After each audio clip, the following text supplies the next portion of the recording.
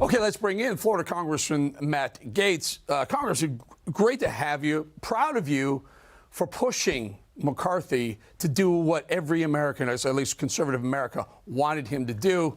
Question, did he go far enough, Matt?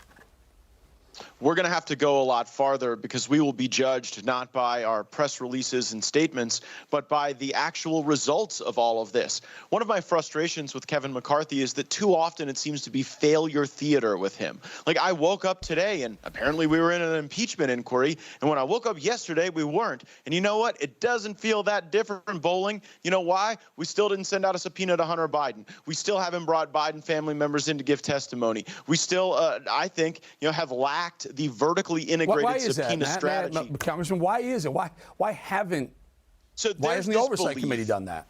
Yeah, there's this belief on the Oversight Committee that they have to get every last bank record, every last text message or communication before bringing in Hunter Biden. Keep in mind, when the Democrats were in control, they brought Don Jr. in 3 times during their first year in power. And so they had no problem asking witnesses to return. We seem to have a little bit of hesitation about that, and I would suggest we move past it.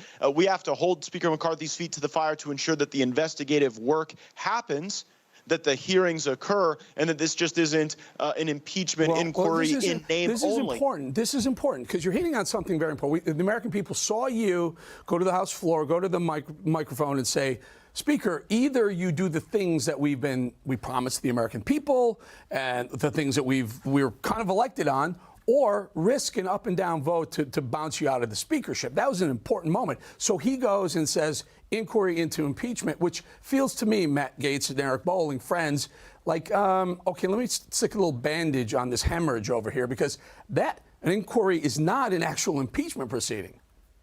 And he's actually used this exact same bandage before. And the last thing anyone wants is a used bandage. You'll remember back in January of this year, when McCarthy's power was in jeopardy, he threatened an impeachment of Mayorkas. Everywhere he went, he was saying, oh, well, we've got to have this Mayorkas impeachment. And if I'm not Speaker of the House, then that impeachment could be in peril. And here we are 8 months later. Did Kevin McCarthy lose his gumption regarding Mayorkas, or does he believe that the border was somehow fixed? You see, so the pattern I recognize is when he's in trouble, he does this kind of reflexive veer toward impeachment. But impeachment isn't the only thing I'm talking about. I'm talking about the spending. If we want to stop this woke and weaponized government, if we want to get rid of funding for Jack Smith and the election interference operation the Biden administration is running, we cannot have a continuing resolution. When your viewers hear continuing resolution, what they should hear is continuing election interference,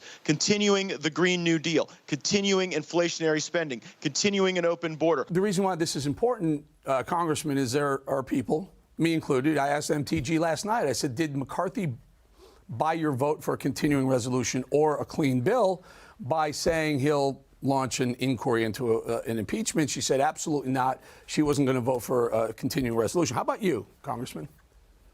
Yeah, you can't buy MTG's vote with anything, nor mine. And while the impeachment process, I think, is important to get to the truth, like, an impeachment of Joe Biden isn't going to save this country if we're running annual $2 trillion deficits. I'm sorry, it's just not. We have to be able to constrain spending. During COVID, federal spending increased by 40%. And now Republicans act like it's some huge deal to roll it back maybe 1%. Give me a break. We have to have serious vertical cuts. We have to cap the $1 trillion that's going to be outlaid on these Green New Deal tax credits that Wall Street's already out there gobbling up with all of their might and muster. And that dilutes the spending power for every single American when you go to the gas station, when you go to the grocery store. So a bunch of news services today received this memo from the White House, from Ian Sams. I don't know who the hell this guy is. First time I've ever seen him. Kind of a wacky looking guy. But it's about calling you guys liars. And the operative line right here, Congressman, is that it's time for media to ramp up its scrutiny of House Republicans, you, for opening an impeachment inquiry based on lies. You want to respond to the White House? Well, clearly, I think what we can all agree on is that Matt Gaetz hasn't received enough media scrutiny. So certainly if the White House is there to dial that up, I don't know what they're waiting for. But you know what this rang like, Eric? Remember back when the Hunter Biden disinformation letter came out? We had the laptop that had all this evidence of corruption on it, and the White House and the Department of Homeland Security and the FBI, they were all trying to get media companies to censor it. And you see, this is that same play that they're running again, but now they want no coverage of the corruption, of the bank records, of the travel logs, of the devices, of the communications, of the threats, of the bribes, all of the things that build the evidence for this massive case that we have. They're trying to really deter coverage by sending a threat from the White House. It's quite something. From the White House to media companies. My pocket constitution, the left goes crazy when I pull this out. They think they hate it. They hate it. There's violations of the First Amendment in this letter, I believe, and I'm also believing that we're continually losing our freedoms and our rights. Fourth Amendment's being violated left and right with the Patriot Act and others. Listen to KJP today pointing a finger at you and MTG, saying this is all your fault. Listen.